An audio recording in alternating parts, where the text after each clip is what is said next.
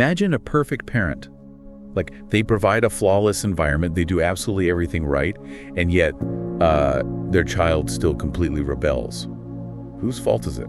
Well, that is a tough question. Right. And today's deep dive takes us from the gritty ancient text of Psalm 106 all the way to modern Korean reality TV to answer exactly that. Yeah, we're really exploring that profound tension between human compromise and, well, unconditional love. Exactly. We're placing an ancient historical log right next to a modern reflection dated April 30th, 2026.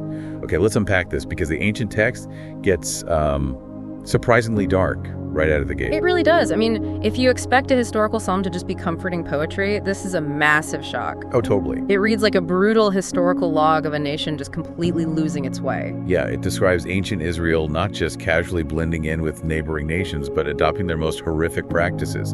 The text explicitly says they were sacrificing their own sons and daughters to Canaanite idols. Right, and we have to ask why they would do something so extreme. It wasn't just, random cruelty. Wait, really? Because it just sounds insane. It does, but in the ancient Near East, adopting local gods was seen as a way to secure your borders and ensure good harvests. It was a deeply misguided attempt to gain security by blending in out of fear. Ah, I see. So they were trading their actual children for an illusion of control. Exactly. I mean, it reminds me of watching someone repeatedly return to a wildly toxic relationship. Mm-hmm. And they don't go back because it's destructive. They go back because the dysfunction feels familiar.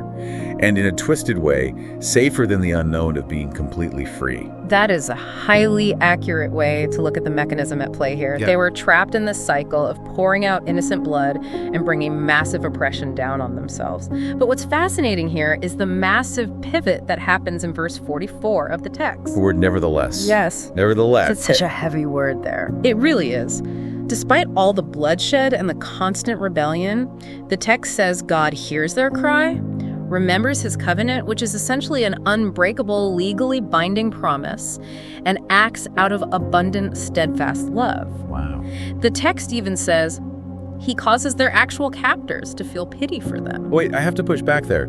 Usually, in human relationships, ultimate betrayal equals ultimate abandonment. Right, naturally. Like, if someone betrays you to that extreme, you walk away. Why does the text claim God breaks that logical cause and effect? Well, because the text argues that this relationship isn't built on a transactional human contract. It's built on that unbreakable covenant. Okay. And if we look at this ancient cycle of rebellion and rescue, it actually bridges perfectly into modern human psychology.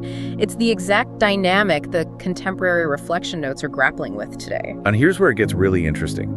That modern psychology looks a lot like what you'd see if you turn on that popular Korean reality TV show about troubled kids. Oh, it's such a brilliant parallel. It really is. On the show, experts come in to diagnose troubled families, and the kicker is that the root of the child's problem is almost always hidden within the flawed parents. Right. To fix the kid, the parents have to fix themselves first. Exactly.